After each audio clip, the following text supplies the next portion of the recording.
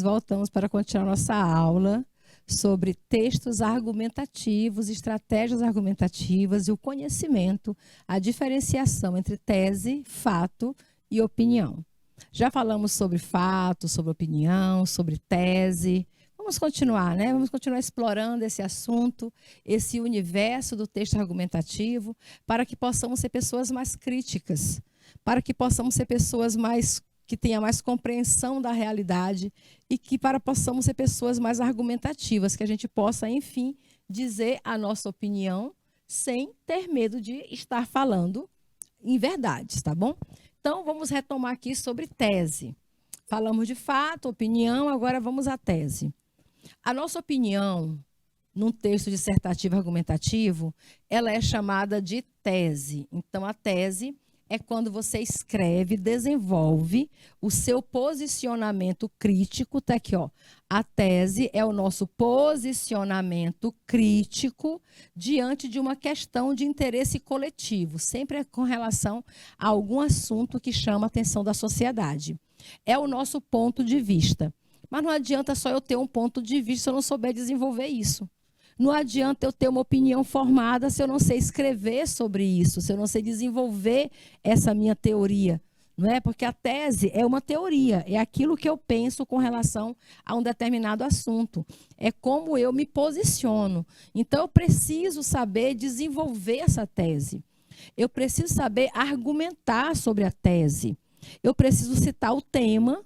E depois de falar sobre o tema, que é o assunto que estamos falando, eu faço o meu posicionamento, que eu tenho bases na história, na ciência, não é isso? E na própria sociedade, para poder formular e poder desenvolver aquilo que eu estou pensando.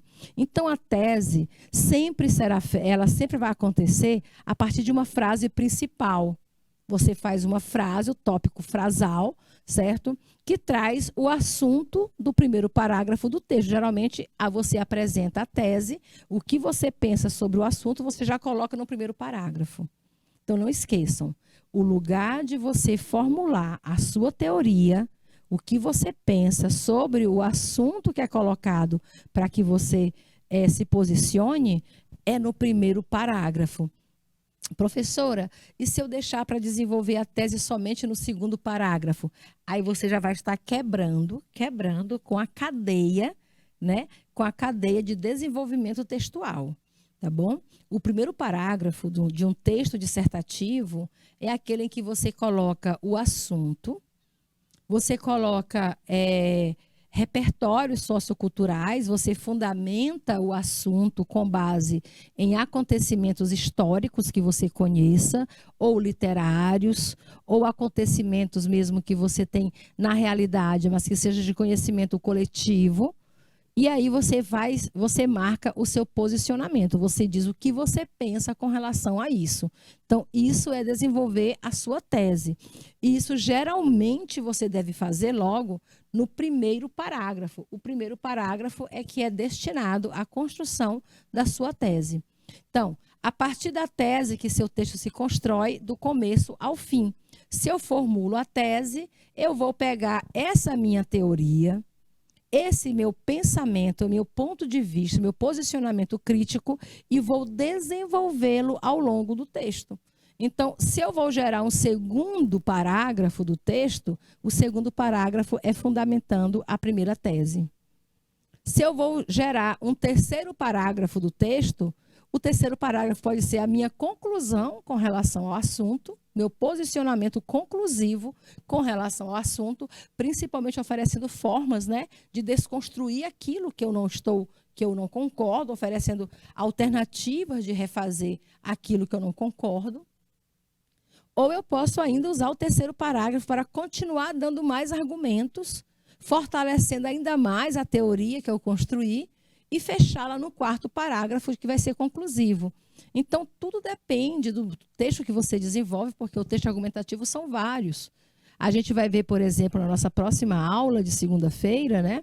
Na próxima segunda-feira, a gente vai falar sobre carta aberta. E carta aberta é um texto dissertativo argumentativo. Então, a gente vai ver como se constrói essa carta aberta, como é que eu me posiciono criticamente sobre um determinado assunto e como eu defendo como eu defendo aquele meu pensamento, aquele meu posicionamento dentro dos outros parágrafos.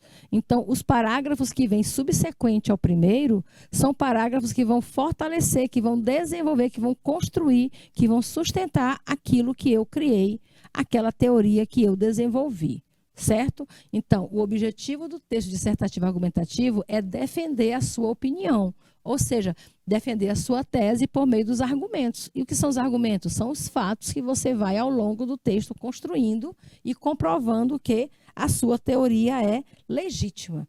Por isso que só há uma tese. Bem que na prova do Enem, ela é um pouco diferente, né? A prova do Enem é um texto dissertativo argumentativo e eles pedem que você faça mais, que você construa mais de uma tese, tá bom? Lá na prova do Enem, eles pedem que você desenvolva pelo menos 2 teses para poder fundamentar o restante do texto. Aí aqui no nosso textinho aqui, ele diz assim: um bom texto argumentativo deve apresentar de forma clara a tese do autor. Então, se tem uma coisa que não pode ficar subentendido, se tem uma coisa que não pode ficar perdido no meio do texto, é a opinião do autor. É aquilo que eu penso com relação a um determinado assunto. Esse tema, essa tese, ela tem que ser bem construída, tá bom? E ela tem que ficar bem nítida para quem está lendo o que é que eu penso. Qual é o meu posicionamento diante daquele assunto? Por mais banal que seja o assunto, eu preciso me posicionar diante dele, ou contra ou a favor. Nunca, professor, eu posso ser ao mesmo tempo contra e a favor? Não, porque aí você desconstrói a sua tese. Se você se diz contra, depois você se diz a favor, você vai estar se contradizendo. E a contradição é uma forma de eliminar o teu desenvolvimento de um texto argumentativo. Agora eu vou mostrar para vocês como se constrói tese, fato e opinião dentro do primeiro parágrafo. Entenda que aqui são primeiros parágrafos. Olha, não precisa ser um parágrafo muito grande. Se observa que aqui nós temos somente 2, 4, 5, 6 linhas, né? Se observa que em 6 linhas a pessoa foi ágil, apto o suficiente para construir a sua teoria. Mas primeiro ele vai ter que citar o assunto, porque senão, se eu vou ler o texto e eu tenho só a opinião, eu não vou saber sobre o fato. O fato é o tema. O tema é sempre um acontecimento, uma coisa que realmente acontece na sociedade. Um fato é uma coisa que acontece. Então, diante de algo, de situações que acontecem repetitivamente na sociedade, eu marco o meu posicionamento. Mas se eu estiver escrevendo um texto, eu sou obrigada, no primeiro parágrafo, primeiro, a dizer qual é o tema, tá bom? E depois a me posicionar diante dele.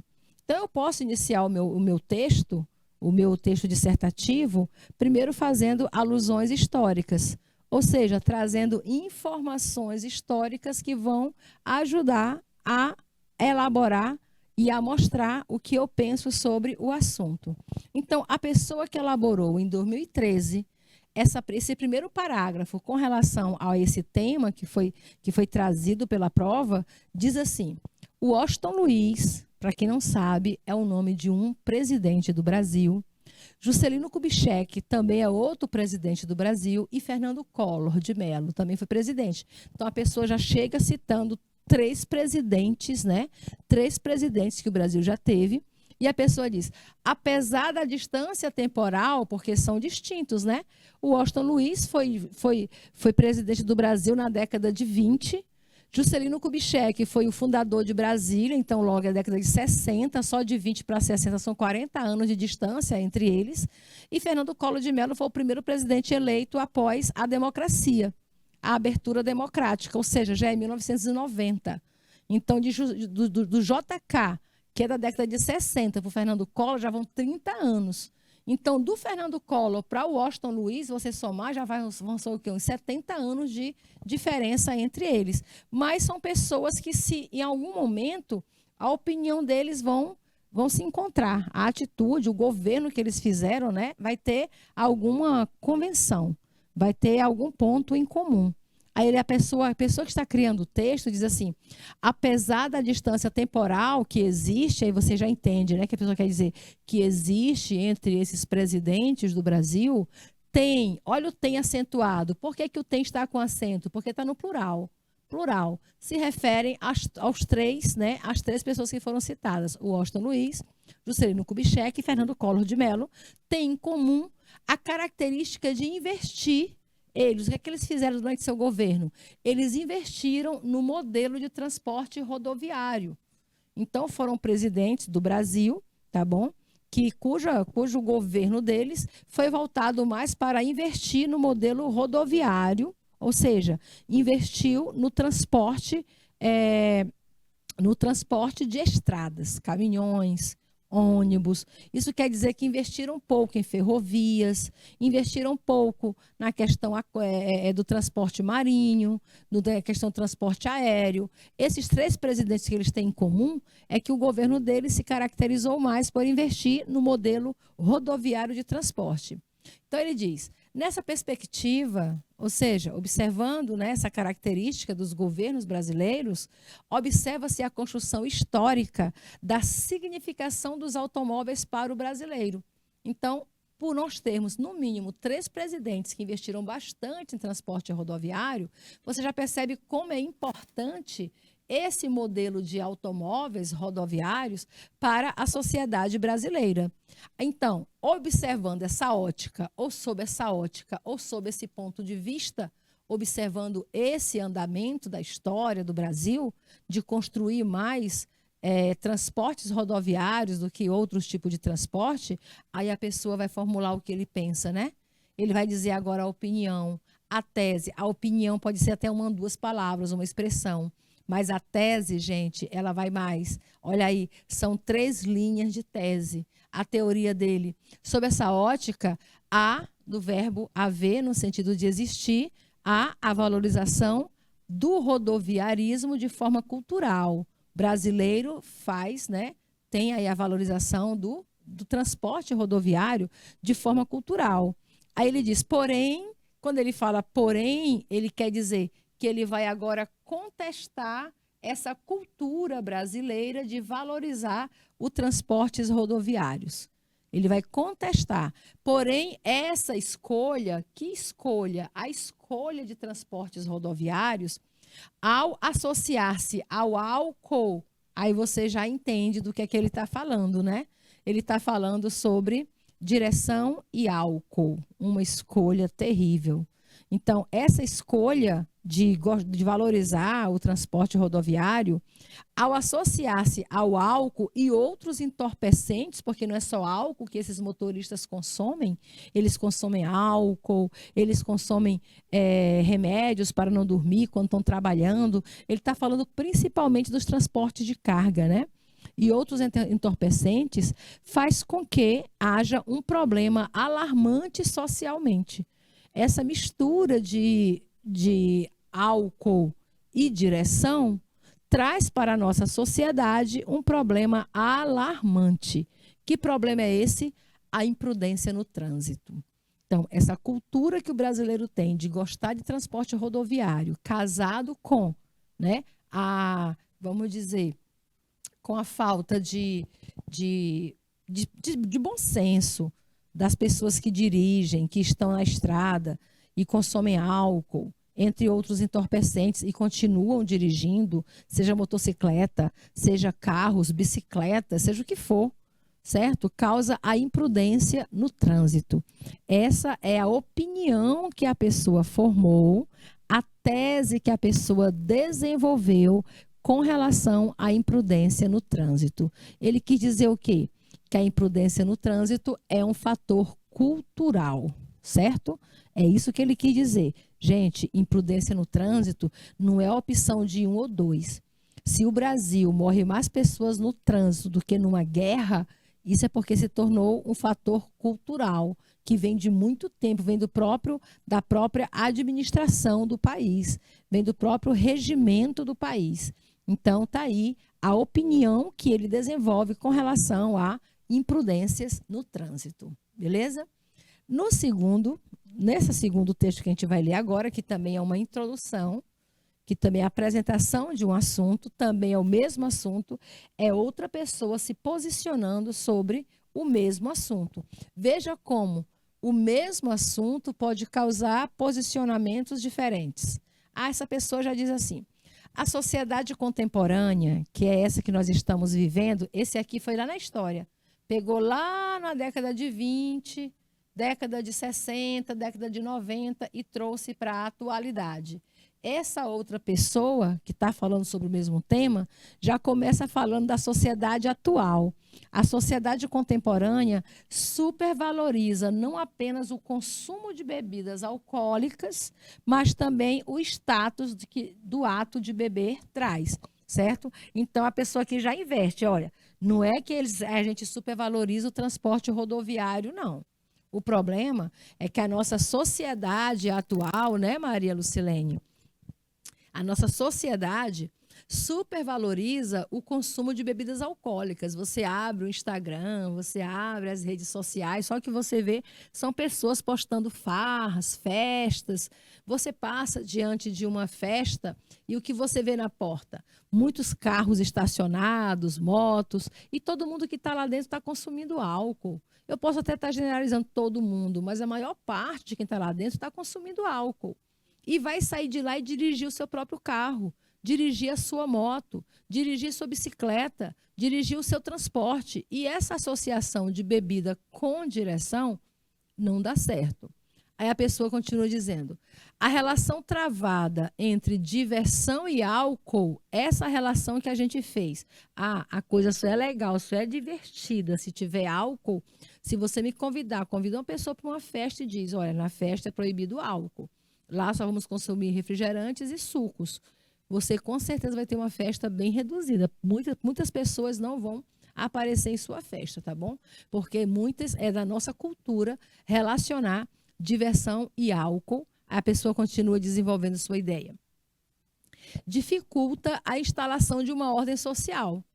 Não é isso? Porque se tornou cultural. Só é divertido se tiver álcool. Se eu tiver que ir para uma festa, eu beber álcool. Então, isso aí dificulta uma ordem social, ou seja, dificulta que uma lei seja cumprida, dificulta que a sociedade possa ser monitorada e prejudica, não só dificulta essa ordem social, como prejudica os não participantes desse ciclo, certo? E até quem participa, gente, porque até quem está dirigindo bêbado ao volante sofre acidentes e morre, né? Causa acidentes, matam pessoas que não estão dentro do ciclo do álcool, mas também podem sofrer e podem morrer, então prejudica a todos.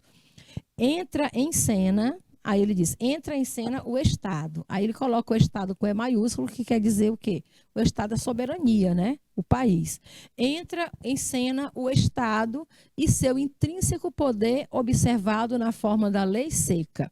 Aí ele vai direto ao ponto, quando ele falou bem aqui, olha, ele disse ordem social. Então, ordem social, aí ele associa aqui a lei seca. Então, o Estado formulou uma lei, que é a lei seca, certo? Que é a lei que proíbe as pessoas de dirigirem com consumo de álcool, qualquer tipo de veículo. Só que veja bem o Brasil, até hoje, pelos anos que foi feita a lei seca, e ainda hoje a gente encontra, todos os finais de semana, todos os dias, casos, né? Vem aí à tona nos nossos noticiários da imprudência de pessoas que bebem e saem dirigindo. A obediência da maioria é justificada pelo temor à pena às pessoas que respeitam a lei seca. Ou seja, que se vão a uma festa beber, elas vão de táxi, vão de Uber, vão de carona, certo? Essas pessoas que obedecem à lei. Elas obedecem porque elas têm pena, elas têm medo, temor quer dizer medo, né? Elas têm medo da pena. Qual é a pena de quem dirige e provoca acidentes quando está bêbado? Olha, a pena aí é diferenciado, né? Dependendo de quem foi que cometeu o crime, a pessoa pode pagar uma indenização e pode ser solto. Já outro não, outros que não têm, que não são, digamos, de status na sociedade, vão direto para a cadeia. Ou depende da repercussão que teve o acidente, né? Um acidente bem repercutido, acontece aí uma pena imediata. Mas se não, a pessoa fica solta, livre, para fazer tudo de novo. Então, isso aí, essa obediência às pessoas que obedecem à lei seca. Ou seja, não dirigem embriagadas. Elas fazem isso porque elas têm medo à pena? Ou elas fazem isso pelo aumento da consciência social? Elas têm medo de serem punidas ou é porque elas são pessoas conscientes? Ele pergunta, né? Ele está se questionando. Questionamento, se perguntar, é uma forma também de elaborar uma tese. Mas lembrando, se você constrói uma tese com perguntas, isso quer dizer que nos parágrafos seguintes você vai ter que dar respostas a essas perguntas. Você não coloca no texto perguntas que você não saiba responder. E ainda termina com mais outra pergunta. O efeito foi passageiro ou duradouro? Que efeito, professora? O temor à lei. O efeito de não dirigir sob embriaguez. Isso é passageiro ou a pessoa vai permanecer pensando dessa forma? Quer dizer, se for por medo da pena e ver a impunidade que existe no Brasil, ela vai esquecer logo esse temor e vai passar a dirigir embriagado, que não vai ter problema nenhum. Agora, se a pessoa faz isso por consciência social, porque sabe o perigo que pode causar a si mesma e às outras pessoas, então pode ser que isso seja duradouro. É isso que ela está perguntando. Lembrando, se você pergunta, isso quer dizer que nos parágrafos seguintes, que a gente não colocou aqui, a pessoa vai ter que dar respostas a essas duas perguntas, tá bom? 2 perguntas, 2 teses. No mínimo aí 2 parágrafos. Mais 2 parágrafos. Um para responder a primeira pergunta, outro para desenvolver a segunda pergunta. Beleza? Continua. Opinião a gente pode mudar, não é verdade?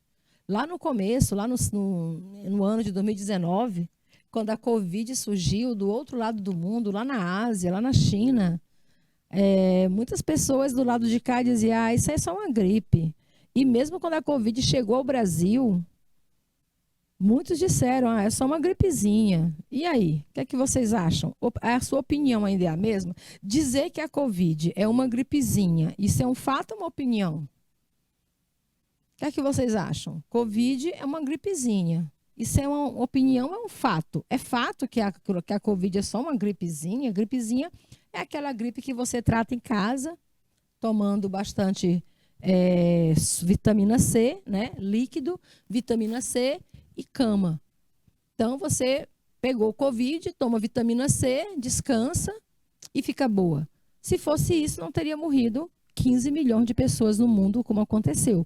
Então, logo no princípio, era opinião de muita gente que a Covid era só uma gripezinha. Opinião, a gente pode mudar. O que você não pode mudar é o fato. Mas não podemos mudar os fatos, tá bom?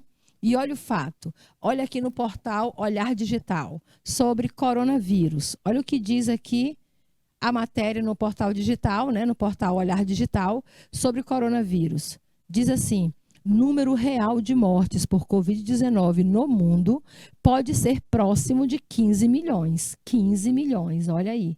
Diz a OMS no mês de março, aliás, no mês de maio de 2022. Somando as mortes que já aconteceram, então talvez já tenha alcançado aí o número de 15 milhões de mortos por Covid-19 no mundo, tá bom? E a cena aí de uma UTI que você está vendo e alguém sendo entubado. Vamos lá. O texto que estava lá no portal, que eu falei, né, no Olhar Digital, sobre a Covid-19 e sobre o número real de mortos, dizia o seguinte: número real de mortes por Covid-19 no mundo pode ser próximo de 15 milhões, diz a OMS. Tu não sabe o que é OMS ainda, mas calma, porque o texto vai ter que dizer o que é OMS.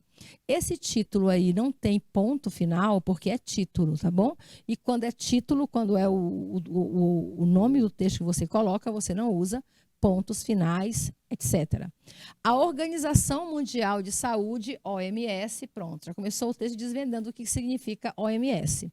OMS é Organização Mundial de Saúde. Estima que o número de mortes por Covid-19 no mundo seja muito maior do que o registrado oficialmente. Olha, isso aí é opinião, essa é a teoria que a OMS defende. A OMS defende a teoria de que o número de mortos de pessoas, né, de Covid no mundo é maior do que aquele que foi registrado oficialmente. Isso se deve por conta de dados subestimados de muitos países. Olha aí o ponto final aqui, olha. Está afirmando. Por que que ela acha que são mais de 15, são quase 15 milhões de mortos, que o número oficial é maior do que o que está registrado? Porque ela acredita que muitos países subestimaram os seus dados. Ou seja, não ofereceram o dado real de mortos por Covid. Agora ela diz assim, segundo o órgão, quem é o órgão? É a Organização Mundial de Saúde. Essa palavra, o órgão, né, ela retoma a OMS. Cerca de 15 milhões, quando eu falo cerca, quer dizer aproximadamente, é um número próximo. Não quer dizer que é um número redondo. Cerca de 15 milhões de pessoas já morreram pela doença, muito mais do que os 5,4 milhões confirmados oficialmente.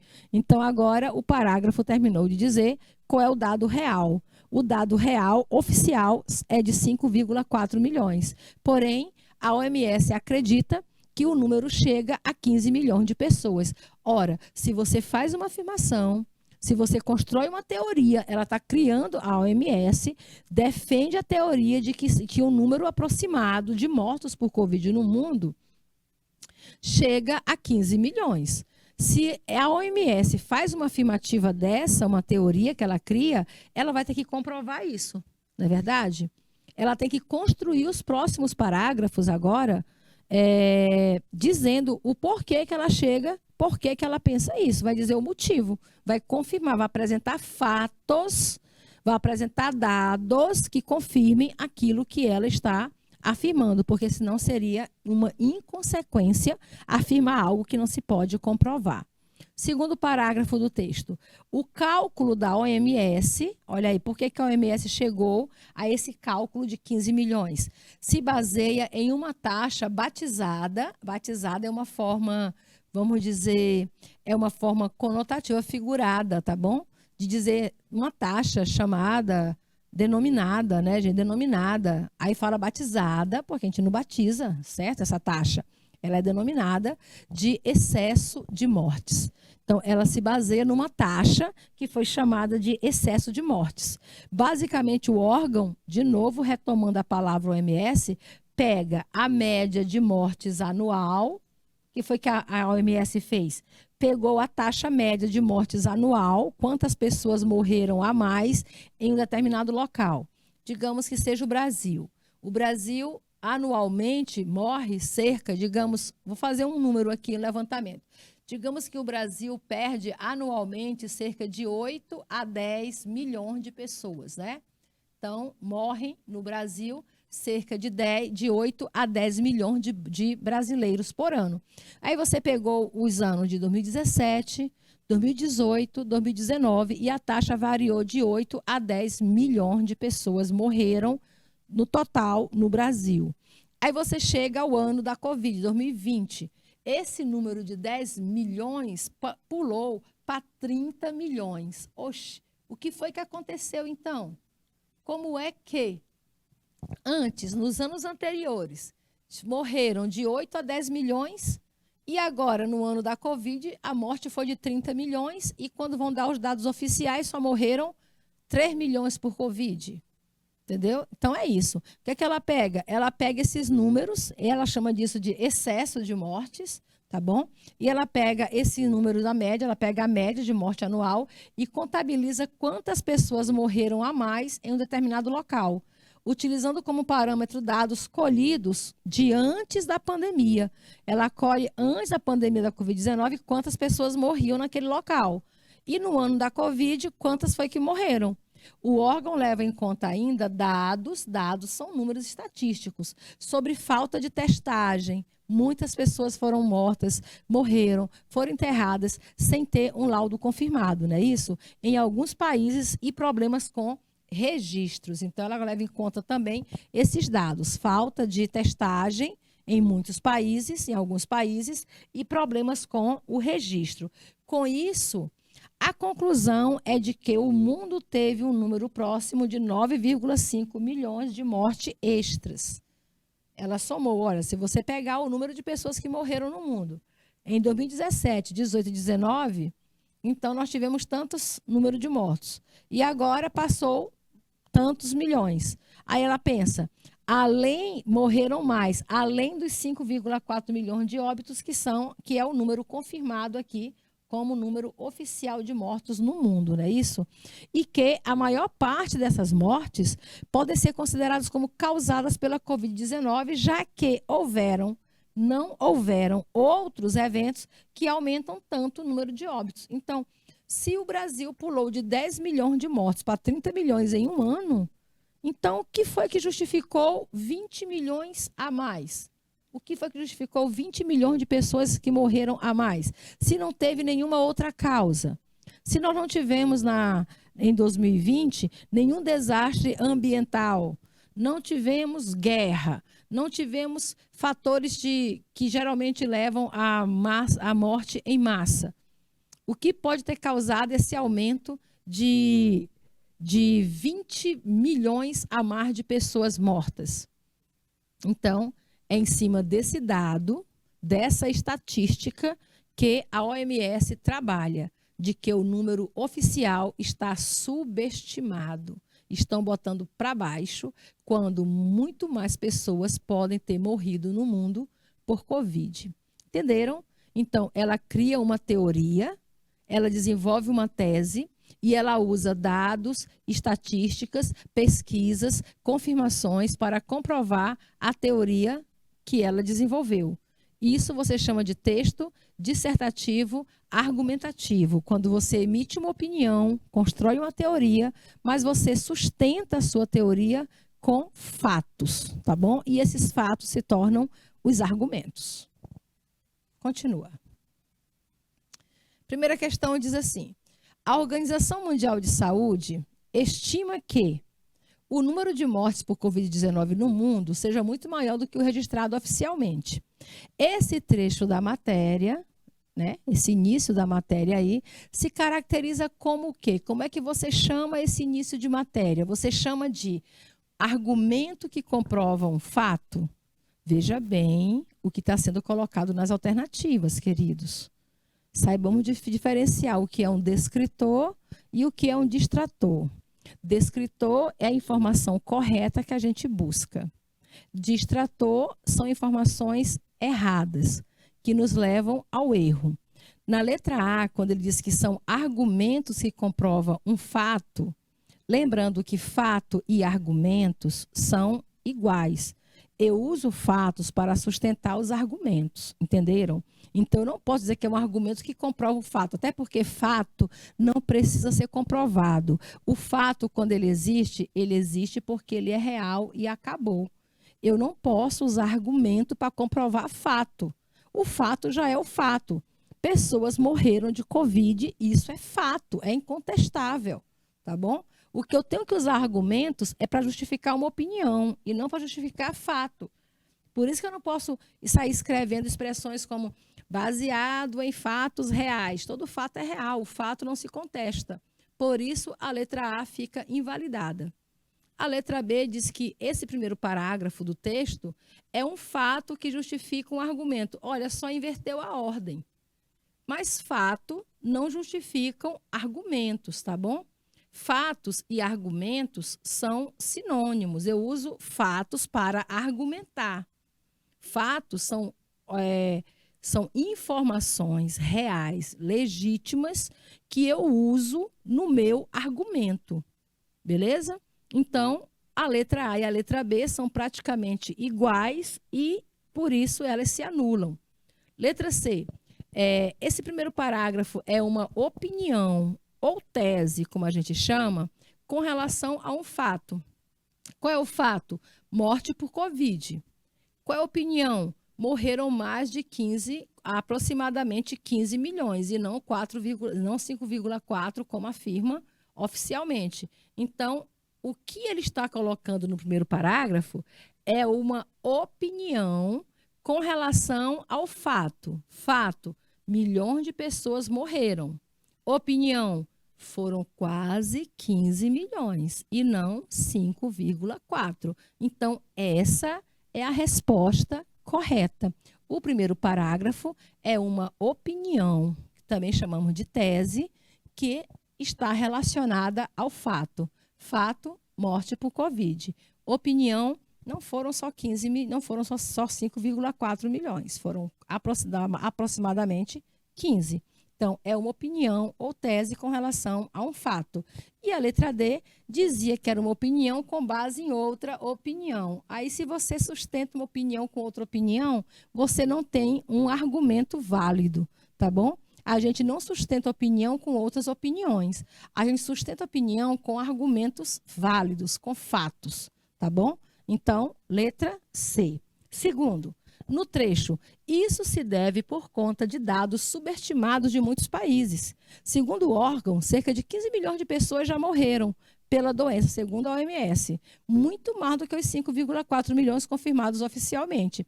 Esse trecho da matéria se caracteriza como o quê? Nesse trecho aqui, são dados que justificam os fatos, lembrando que fatos e dados são sinônimos. Dados são informações verdadeiras. Fatos, informações verdadeiras. Então, um não justifica o outro porque ambos são reais. Beleza? Letra B, são argumentos que comprovam. Argumento que comprova fato é igual isso aqui, ó. Argumento que comprova fato. Mas argumento e fatos, eles se unem. Eu uso o fato para sustentar, para elaborar o meu argumento e não para comprovar, tá bom? Para elaborar meu argumento. Então, eliminada a letra B. Letra C, é um fato que justifica uma opinião. Isso se deve por conta de dados subestimados. Isso é um fato. Fato que justifica qual opinião? A opinião de que morreram cerca de 15 milhões de pessoas e não apenas 5,4 milhões, como foi confirmado. Então, esse trecho aí representa fato que justifica uma opinião. É o contrário do primeiro parágrafo, né? O primeiro trecho é uma opinião que tem relação a um fato. A continuidade dele é o fato que vai sustentar a opinião que foi dada lá no início. Fatos reais de uma opinião, para começar, todo fato é real, então a letra D já está bem comprometida, até mesmo na questão da língua portuguesa padrão, tá bom? Sigamos. A expressão, isso se deve por conta de, que foi usado, né? Isso se deve por conta de dados subestimados de muitos países. Essa expressão que tá grifada, isso se deve por conta de, tem função de quê? Para que ela está aí? É para apontar uma causa, para estabelecer uma consequência, introduzir uma conclusão, conclusão você vai fazer lá no último parágrafo, você já corta, ou para iniciar uma contradição. Contradição é quando eu digo porém, né? Aí é uma contradição. Aí isso se deve por conta de. Então, ou eu estou apontando uma causa, ou estou estabelecendo uma consequência. Beleza. O que é que me diz que aqueles números estão errados? O que é que me diz? Qual é a causa disso? Olha, a causa são os dados subestimados de muitos países. Então, essa expressão, isso se deve por conta de, aponta uma causa. A causa de eu acreditar que os números estejam errados, beleza? Então, você chama isso de quê? Operador argumentativo, tá? Operadores argumentativos de causa. O segundo parágrafo do texto diz assim: o cálculo da OMS se baseia numa taxa batizada de excesso de mortes. Basicamente, o órgão pega a média de mortes anual e contabiliza quantas pessoas morreram a mais em um determinado local, utilizando como parâmetro dados colhidos diante da pandemia da Covid-19. O órgão leva em conta ainda dados sobre falta de testagem em alguns países e problemas com registro. Esse segundo parágrafo do texto caracteriza o quê? Como é que eu chamo o segundo parágrafo de um texto dissertativo argumentativo? Eu chamo ele de a sustentação da tese emitida no primeiro parágrafo. O que é que a gente faz no segundo parágrafo de um texto? Eu sustento a tese que foi emitida no primeiro parágrafo. Primeiro parágrafo, eu elaboro a tese. Segundo parágrafo, eu sustento a minha tese dando mais informações, trazendo fatos, trazendo argumentos. Então, letra A, não é isso?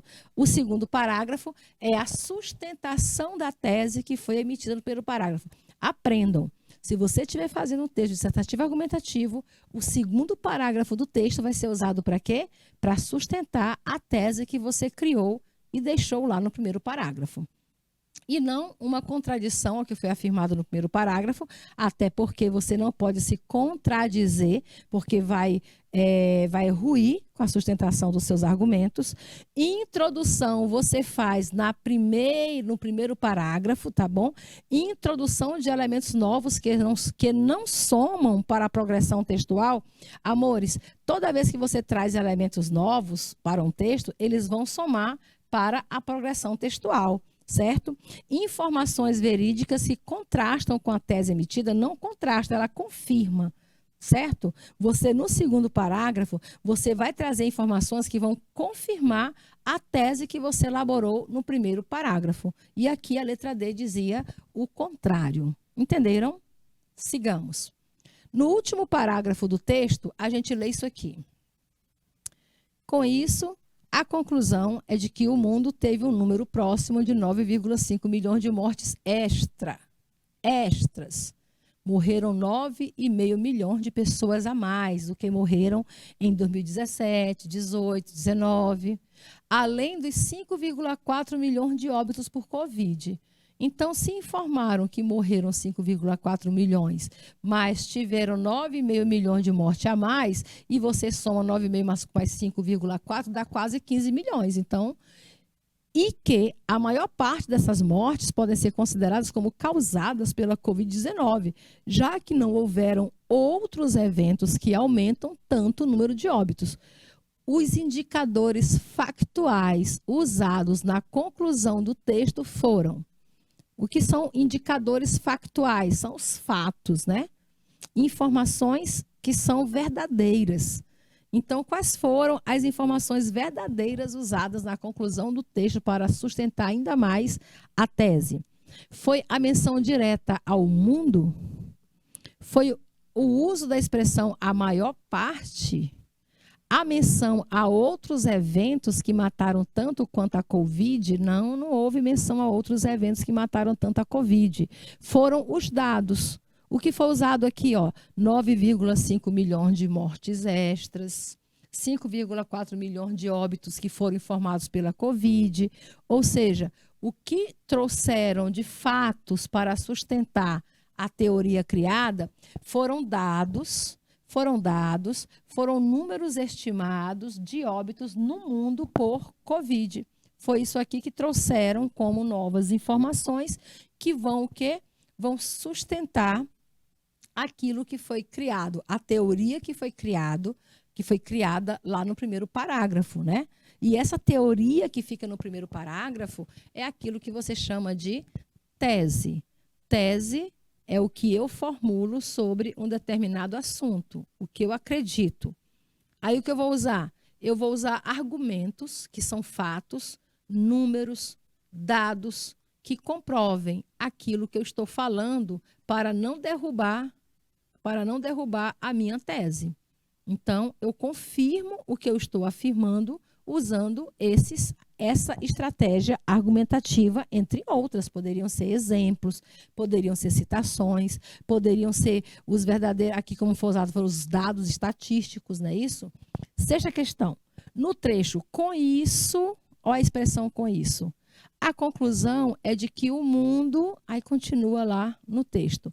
Essa expressão usada, destacada com isso, pode ser substituída sem perder o sentido. Aqui é aquela que você chama de habilidade 4 da competência 1, né, de linguagens, quando você sabe entender os elementos argumentativos. Então, eu posso trocar o com isso pelo portanto. Portanto, é uma conclusão, né? Portanto, a conclusão é de que o mundo, desse modo, dessarte, ou todas estão corretas? Eu posso dizer desse modo, a conclusão é de que o mundo, portanto, e desarte têm o mesmo sentido, então a gente crê que todas estão corretas, porque todas as expressões levam ao mesmo sentido, um sentido de conclusão e de finalização de um texto, tá bom? Espero que vocês tenham entendido hoje sobre tese, fato e opinião e também a construir o seu posicionamento crítico. Na quinta-feira a gente revê esse assunto, mas na aula da quarta-feira nós temos mais língua portuguesa. Então, até lá.